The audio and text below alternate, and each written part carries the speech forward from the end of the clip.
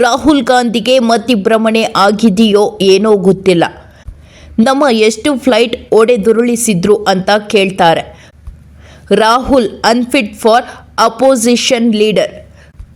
ಮಲ್ಲಿಕಾರ್ಜುನ ಖರ್ಗೆ ಚುಟ್ಪುಟ್ ಯುದ್ಧ ನಮ್ಮ ಪಾಕಿಸ್ತಾನ ಅಂತ ಹೇಳ್ತಿದ್ದಾರೆ. ಹಾಗಾದರೆ ನೀವು ಯಾರ ಪರ ಇದ್ದೀರಿ ಅಂತ ಹೇಳಬೇಕು ಅಲ್ವಾ ಖರ್ಗೆಯವರು. ಪ್ರಿಯಾಂಕ್ ಖರ್ಗೆ ಮಾತೆತ್ತಿದ್ರೆ ಪ್ರಧಾನಮಂತ್ರಿಯವರ ಬಗ್ಗೆ ಮಾತನಾಡ್ತಾರೆ. ಪ್ರಿಯಾಂಕ್ ಖರ್ಗೆಯವರೇ, ನೀವೇನಾದರೂ ಕೇಳಬೇಕಾದ್ರೆ ನಿಮ್ಮ ಪ್ರಶ್ನೆಗಳನ್ನು ನಿಮ್ಮ ತಂದೆಯವರಿಗೆ ಕೇಳಿ, ಅವರು ಮೋದಿಯವರಿಗೆ ಕೇಳ್ತಾರೆ. ಮಲ್ಲಿಕಾರ್ಜುನ ಖರ್ಗೆಯವರು ಅಷ್ಟು ಬುದ್ಧಿವಂತರು ಅಲ್ವಾ? ಆನೆ ಹೋಗ್ತಿದ್ರೆ ನಾಯಿ ಬೊಗಳಿದಂತೆ ಬೌ ಬೌ ಅಂತ ಬೊಗಳ್ತಾರೆ. ಅಲ್ಲಿ ಆನೆ ಪ್ರಧಾನಿ ನರೇಂದ್ರ ಮೋದಿ, ನಾಯಿ ಪ್ರಿಯಾಂಕ್ ಖರ್ಗೆಯವರು. ಪ್ರಿಯಾಂಕ್ ಖರ್ಗೆಯವರನ್ನ ನಾಯಿ ಅಂತ ಕರೆದ ಛಲವಾದಿ ನಾರಾಯಣಸ್ವಾಮಿ.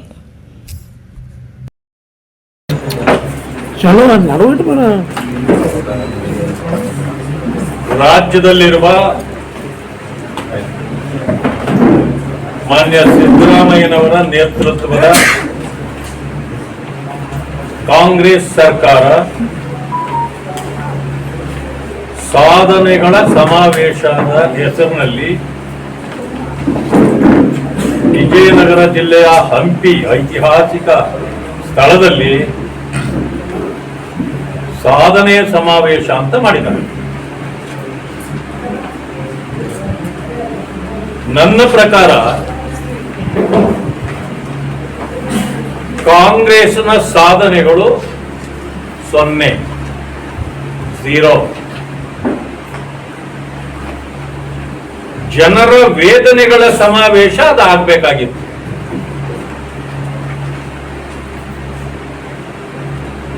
ಬೆಂಗಳೂರಲ್ಲಿ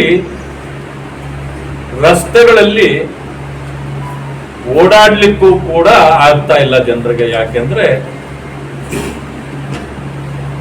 ವಿಪರೀತ ಮಳೆ ಆಗಿದೆ, ರಸ್ತೆಗಳು ಗುಂಡಿ ಬಿದ್ದಿದೆ, ಚರಂಡಿಗಳಲ್ಲಿ ನೀರು ಹೋಗ್ತಿಲ್ಲ, ಶಿಲ್ಟ್ ತುಂಬಿಕೊಂಡಿದೆ, ಕಸ ತುಂಬಿ ಎಲ್ಲ ಆ ಕೆಟ್ಟ ನೀರು ಮನೆ ಮನೆಗೂ ಪ್ರವೇಶ ಮಾಡ್ತಾ ಇದೆ.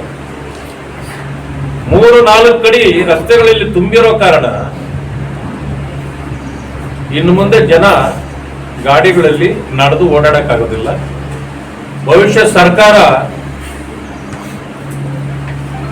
ವಾಟರ್ ಬೋಟ್ಗಳು ಕೊಡಬೇಕಾಗ್ಬೋದು. ಮುಂದೆ ನೀರಿನಲ್ಲಿ ಚಲಿಸುವ ಸ್ಕೂಟರ್ಗಳು ನೋಡಿದ್ದೀರಿ ನೀವು. ಅದು ನೀರಿನ ಮೇಲೇನೂ ಚಲಿಸುತ್ತೆ, ಭೂಮಿ ಮೇಲೆ ಹೋದ್ರೂ ಚಲಿಸುತ್ತೆ. ಭವಿಷ್ಯ ಮಾನ್ಯ ಮುಖ್ಯಮಂತ್ರಿಗಳು ಆ ತೀರ್ಮಾನ ತೆಗೆದುಕೊಳ್ತಕ್ಕಂಥ ಪರಿಸ್ಥಿತಿ ಬಂದಿದೆ. ನನ್ನ ಸೋಷಿಯಲ್ ಮೀಡಿಯಾದಲ್ಲಿ ನಾನು ನೋಡಿದ್ದೇನೆ.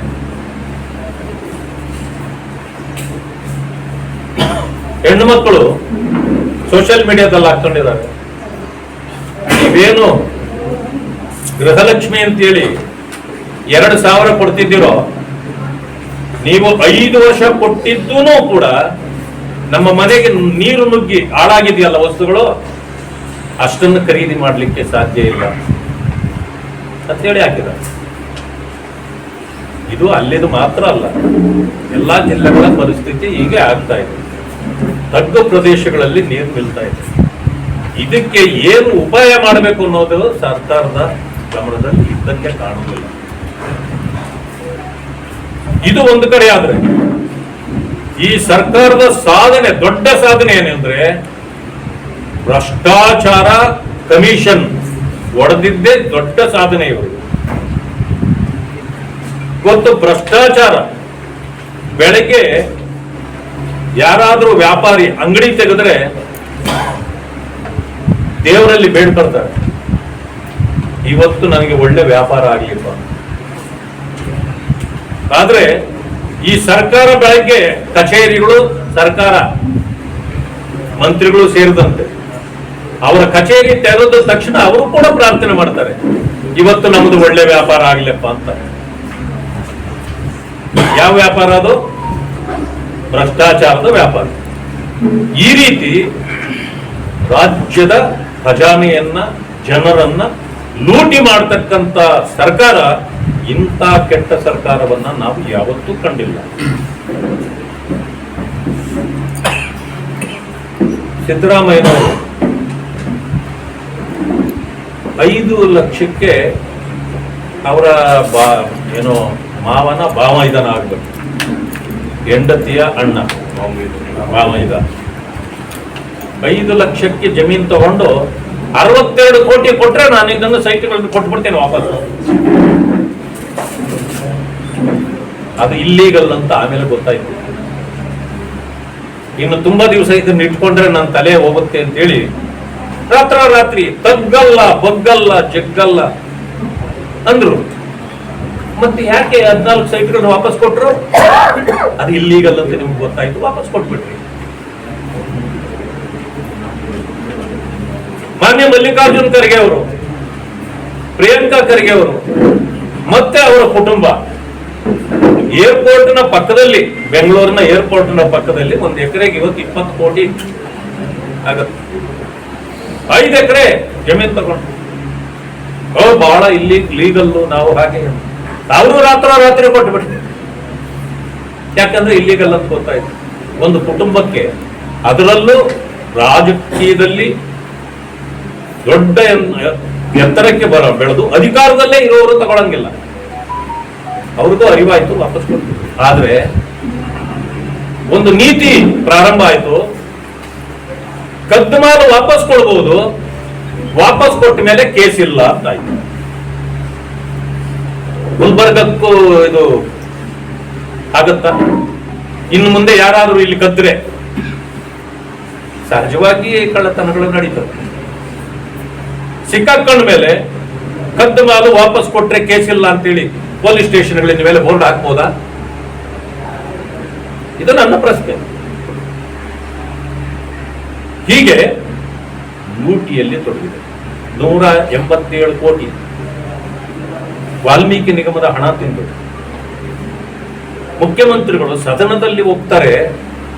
ಅದು 187 ಕೋಟಿ ನಾವು ತಿಂದಿಲ್ಲ, ಬರೀ 87 ಕೋಟಿ ಮಾತ್ರ ಅಂತ. ಅಂದ್ರೆ ಸತ್ಯವನ್ನು ಹೋಗ್ತಾರೆ. ಪರಿಶಿಷ್ಟ ಜಾತಿ ವರ್ಗಗಳಿಗೆ 42,000 ಕೋಟಿ ಒಂದು ವರ್ಷಕ್ಕೆ ನಾವು ಅವರ ಅಭಿವೃದ್ಧಿಗೆ ಇಟ್ಟಿದ್ದೀವಿ ಅಂತಾರೆ. ಇದುವರೆಗೂ ಅದರಿಂದ ಗ್ಯಾರಂಟಿಗಳಿಗೆ ಸುಮಾರು 39,000 ಕೋಟಿ ಬಳಕೆ ಮಾಡ್ಕೊಂಡಿದ್ದಾರೆ. ಮತ್ತೆ ದಲಿತರ ಉದ್ಧಾರ ಎಲ್ಲ ಆಯ್ತು. ನೀವು ಗ್ಯಾರಂಟಿಗಳ ಘೋಷಣೆ ಮಾಡಿದ್ದು ಎಲ್ಲರಿಗೂ ಫ್ರೀ ಅಂತ, ಮತ್ತೆ ದಲಿತರಿಗೆ ಫ್ರೀ ಕೊಡ್ಲಿಲ್ಲ, ಬೇರೆಯವರೆಲ್ಲರಿಗೂ ಖಜಾನೆ ಹಣ ಕೊಟ್ಟು. ಅದಾದ ಮೇಲೆ ಬಂದ ಮೇಲೆ ಇನ್ನೊಂದು ನ್ಯಾಯ, ಅಫಿಡಿವಿಟ್ಗೂ ಶುಲ್ಕ ಮಾಡಿದ್ರಿ. ಸ್ಟ್ಯಾಂಪ್ ಡ್ಯೂಟಿ ಇವತ್ತು ಎಷ್ಟೊಂದು ಏರಿಸ್ಬಿಟ್ರಿ, 150% ಏರಿಸ್ಬಿಟ್ರಿ. ನೀರಿನ ಮೇಲೇನೋ ಇವತ್ತು ಶುಲ್ಕ ಏರಿಸಿದ್ರಿ. ಬೆಲೆ ಏರಿಸೋದು ಅಂತಂದ್ರೆ ಅದಕ್ಕೆ ಇತಿ ಮಿತಿ ಇಲ್ಲದ ಬೆಲೆ ಏರಿಕೆಗಳು.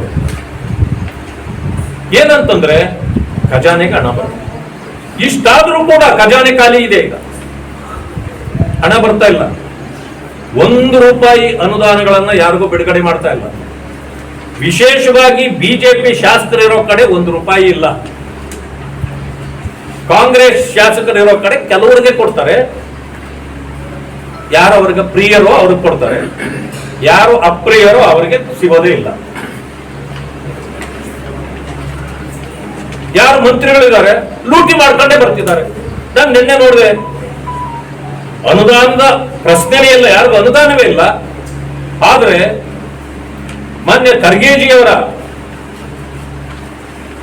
ಇನ್ಸ್ಟಿಟ್ಯೂಷನ್ಗೆ 9,90,00,000 ಬಿಡುಗಡೆ ಮಾಡಿದ್ದಾರೆ. ಆದ್ರೆ ರಾಜಕೀಯವಾಗಿ ಇನ್ಫ್ಲೂಯೆನ್ಸೇ ಇಲ್ಲದೆ ಇರೋರ ಗತಿ ಏನಾಗಬೇಕು? ರಾಜಕೀಯ ಮಾಡ್ತಕ್ಕಂಥ ಮುಖಂಡರುಗಳು ಅವರ ಕಣಜಾನೆ ತುಂಬಿಕೊಳ್ಳೋದಾದ್ರೆ ಸಾಮಾನ್ಯರ ಗತಿ ಏನು?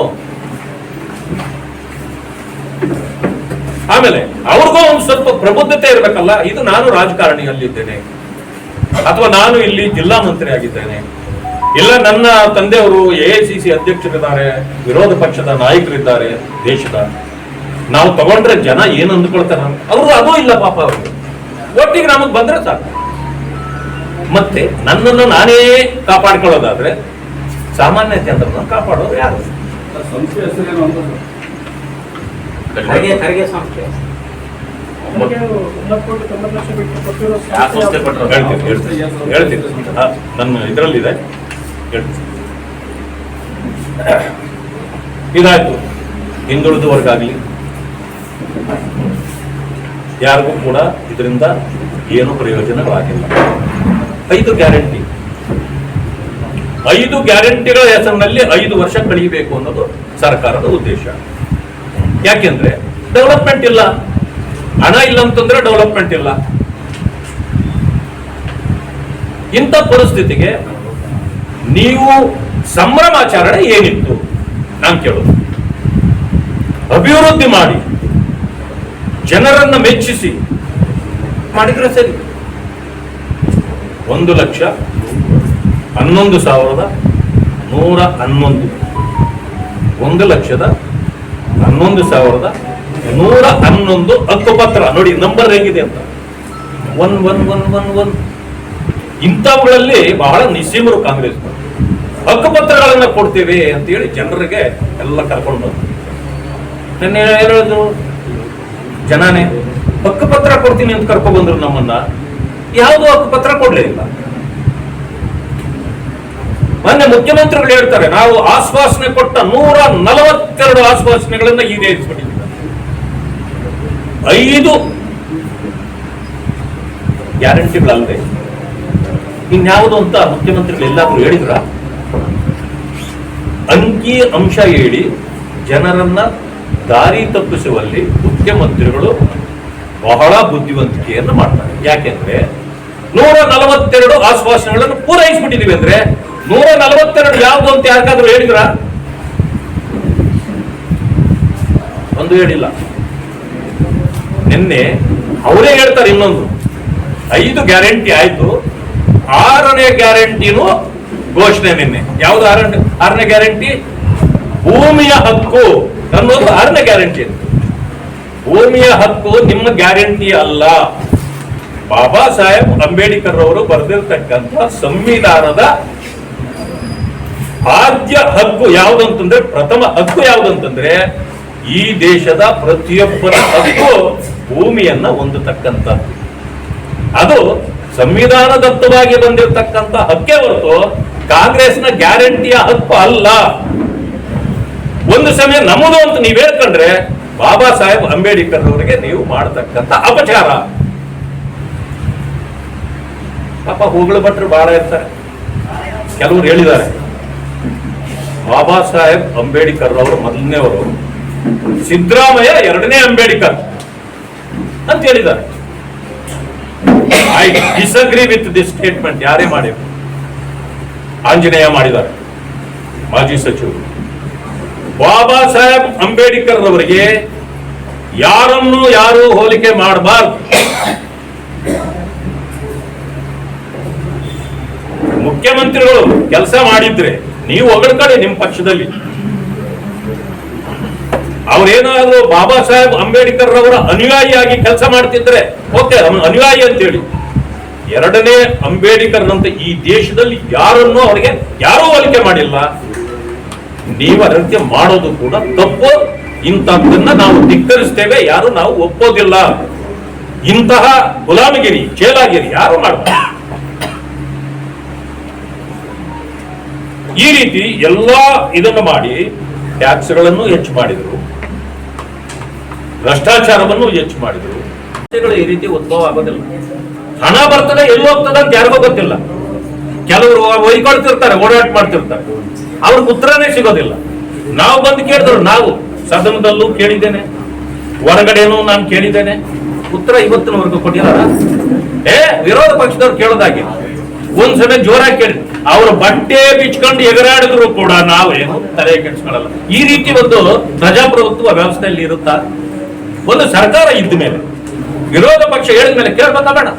ನಾವು ಅಧಿಕಾರದಲ್ಲಿದ್ದಾಗ ಅವ್ರು ಹೇಳಿದ್ರು ಕೇಳ್ಬೇಕು, ನಾವು ವಿರೋಧ ಪಕ್ಷದಲ್ಲಿದ್ದಾಗ ನಾವು ಹೇಳಿದ್ರು ಕೇಳ್ಬೇಕು. ಇದು ವ್ಯವಸ್ಥೆ. ನೀವು ಯಾವ್ದೋ ಓಬಿ ರಾಯನ್ ಕಾಲಕ್ಕೆ ಹೋಗ್ತೀರಿ. ಯಾರು ಒಬ್ಬರದಲ್ಲ, ಫೋಟೋ ಹಾಕಿದ್ರೆ ಬಿಟ್ರೆ ಅಂದ್ರೆ ಕೆಲಸ ಆಯ್ತಾ ಇಲ್ಲ ನನ್ನ ಪ್ರಶ್ನೆ. ಯಾರು ಫೋಟೋ ಹಾಕೊಂಡ್ರು ನನಗೆ ಗೊತ್ತಿಲ್ಲ. ಹೇಳೋಣ, ಯಾರು ಫೋಟೋ ಹಾಕಿದ್ರು ಎಷ್ಟು ಫೋಟೋ ಹಾಕಿದ್ರು ನನ್ನ ಕೆಲಸ ಅಲ್ಲ.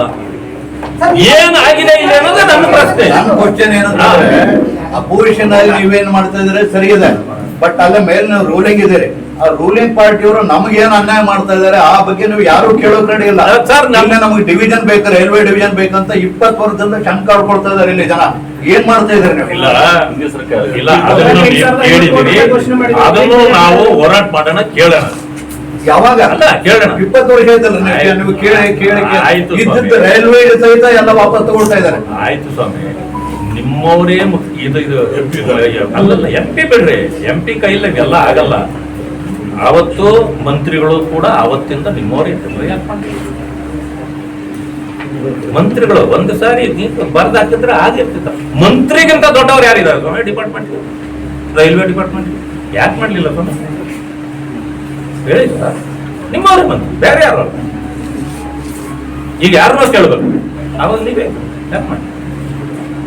ಈಗ ಕೇಳೋಣ, ನೀವು ಕೇಳಿರೋದು ತಪ್ಪಿಲ್ಲ, ಕೇಳೋಣ. ತುಮಕೂರಿನಾಗ ಗೃಹ ಸಚಿವರು ಮನೆ ಶಿಕ್ಷಣ ಸಂಸ್ಥೆಗಳು ಇಳಿದಾರೆ. ಕಾಂಗ್ರೆಸ್ ನಾಯಕರ ಟಾರ್ಗೆಟ್ ಕೇಂದ್ರಕ್ಕೆ ತುಮಕೂರಲ್ಲಿ ಗೃಹ ಸಚಿವರ ಮನೆ ಮೇಲೆ ಅವರು ಕಾಲೇಜುಗಳ ಮೇಲೆ ಇಡಿ ಇವತ್ತಾಗಿದೆ. ಏನು ಕೇಂದ್ರ ಸರ್ಕಾರಕ್ಕೆ ಇಡಿಗೆ ಕೇವಲ ಕಾಂಗ್ರೆಸ್ ಮೇಲೆ ಟಾರ್ಗೆಟ್ ಅಲ್ಲ, ಇಡಿ CBI ತೆಗೆದಾಕೊಡೋಣ. ಕಾಂಗ್ರೆಸ್ನವ್ರು ಮಾಡಿರೋದು ತೆಗೆದುಕೊಡೋಣ. ಒಂದು ದಯವಿಟ್ಟು ಯಾರಾದರೂ ಕೊಡಿ, ಪ್ರಧಾನಮಂತ್ರಿಗಳು ಬರೀ ಅವ್ರ ಕೆಲಸ ಅವ್ರು ಮಾಡಬೇಕು ಬೇಡ. ಆಮೇಲೆ ಎಲ್ಲಿ ಮಿಸ್ಅಪ್ರೋಪ್ರಿಯೇಷನ್ಸ್ ಆಗಿರ್ತದೆ ಅದು ಅವ್ರು ಟಾರ್ಗೆಟ್ ಮಾಡ್ಕೊಳ್ತಾರೆ. ಅದು ಕಾಂಗ್ರೆಸ್ಸು, BJP, ಜನತಾದಳ ಅಲ್ಲ. ಅಲ್ಲೇನೂ ಸಿಕ್ಕಿಲ್ಲ ಅದ್ರ ಮುಂದಾಯ್ತು. ಭಯ ಯಾಕೆ? ಯಾರಾದರೂ ಹೇಳಲಿ, ನಮ್ಮದು ಸ್ವಲ್ಪ